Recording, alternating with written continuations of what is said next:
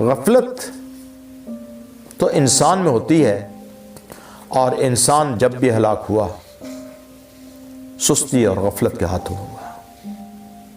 انسان کا سب سے بڑا دشمن نفس امارہ ہے، نفس امارہ کے بعد دوسرا بڑا دشمن ابلیس ہے، شیطان مردود، اور ان دونوں کے بعد تیسرا بڑا دشمن جس کی وجہ سے انسان ہلاکت میں ہے، ہلاکت کے گڑھے میں گرتا ہے، وہ سستی اور غفلت ہی تو ہے۔ اللہ تعالیٰ ہمیں غفلت سے بچائے اور اپنی یاد میں زندہ رکھے۔ ارشاد باری تعالیٰ ہے، کیا انہوں نے آسمان اور زمین کی بادشاہت میں اور جو چیزیں اللہ نے پیدا کی ہیں ان پر نظر یعنی غور و فکر نہیں کیا اور اس بات پر خیال نہیں کیا؟ عجب نہیں کہ ان کی موت کا وقت قریب ہو تو اس کے بعد وہ اور کس بات پر ایمان لائیں گے۔ سورہ اعراف آیت نمبر 185۔ اس آیت مبارکہ میں کائنات کے طبعی امور اور فطرت پر غور و فکر نہ کرنے کو قوموں کی موت قرار دیا گیا ہے، جو اس بات کی نشاندہی کرتا ہے کہ انسان کائنات کی تسخیر کے لیے ہے، کائنات کی غلامی کے لیے نہیں۔ بلائیں ہوں، وبائیں ہوں، طوفان ہوں، دکھ و پریشانیاں ہوں، بیماریاں ہوں، یہ اس لیے پیدا کی جاتی ہے کہ انسان ایک طرف اپنے رب کے طرف رجوع کرے، توبہ استغفار کرے، اللہ سے مدد اور استعانت طلب کرے، دعا کرے، اور دوسری طرف اللہ تعالیٰ کے عطا کردہ علوم اور اللہ تعالیٰ کے عطا کردہ قوتیں اور صلاحیتیں برے کار لائے اور ان وباؤں کا کلا کما کرنے کے لیے ہر طریقے سے اپنی قوتیں صلاحیتیں برے کار لاتے ہوئے ان کا علاج ڈھونڈے۔ فرمایا رب کریم نے، کیا تم نے نہیں دیکھا کہ جو کچھ آسمانوں میں اور جو کچھ زمین میں ہے سب کو اللہ تعالیٰ نے تمہارے لیے مسخر کر دیا ہے، اور تم پر اپنی ظاہری اور باطنی نعمتیں پوری کر دی ہیں۔ اور بعض لوگ ہیں کہ خدا کے بارے میں جھگڑتے ہیں، نہ علم رکھتے ہیں، نہ ہدایت اور نہ کتاب روشن۔ سورہ لقمان آیت نمبر 20۔ اس آیت مبارکہ سے یہ بات پوری طرح واضح ہو جاتی ہے کہ نعمتوں کی تکمیل ایک طرف لکم دینکم ولی دین یا الیوم اکملت لکم نعمتی،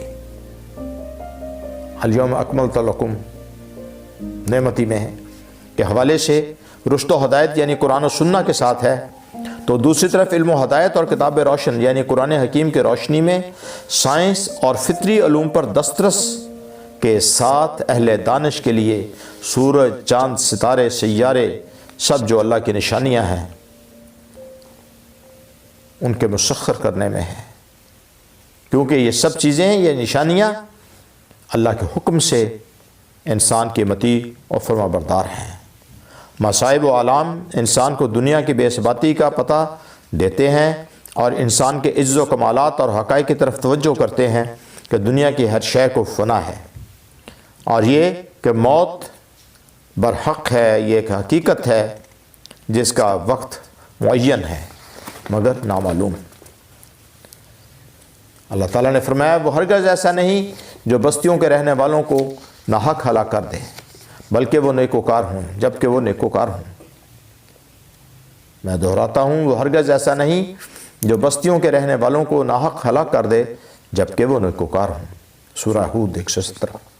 قرآن حکیم اس بات پر گواہ ہے کہ ہر اس قوم پر دردناک عذاب ہوا جس نے اللہ سے منہ موڑا، یا ان لوگوں پر ہوا جو حدود سے نکلے، بے حیائی میں مبتلا ہوئے، ان لوگوں پر جنہوں نے احکام الہی سے روگردانی کی، جنہوں نے شرک کیا، کفر اختیار کیا، اہل ایمان پر ظلم کیے، اللہ کے کلام کا مذاق اڑایا، اللہ کی آیات اور اس کے رسولوں کو جھٹلایا، کفر اور ناشکری کا رویہ روا رکھا، گناہوں میں مبتلا رہے۔ قوم نوح نے حق قبول کرنے سے انکار کیا اور حضرت نوح علیہ السلام کا مذاق اڑایا۔ قوم عاد اپنی طاقت پر مغرور و متکبر تھی۔ قوم سمود نے اللہ کی معجزاتی اونٹنی پر ظلم کیا تھا۔ قوم شعیب ناپ تول میں کمی کرتی تھی۔ قوم لوط بے حیائی میں مبتلا تھی، اور بنی اسرائیل ناشکر اور جھگڑالو تھے۔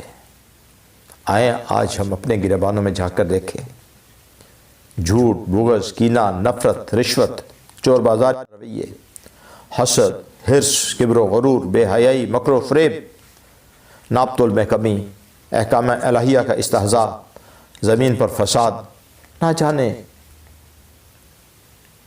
کتنے گناہ ہیں، کتنی غلطیاں ہیں جو ہم سے متواتر سرزد ہو رہی ہیں۔ آئیں اپنے رب کی طرف رجوع کریں، اللہ سے معافی کے طلبگار ہوں، اور آئیں دین اسلام کو اپنا اوڑھنا بچھونا بنائیں۔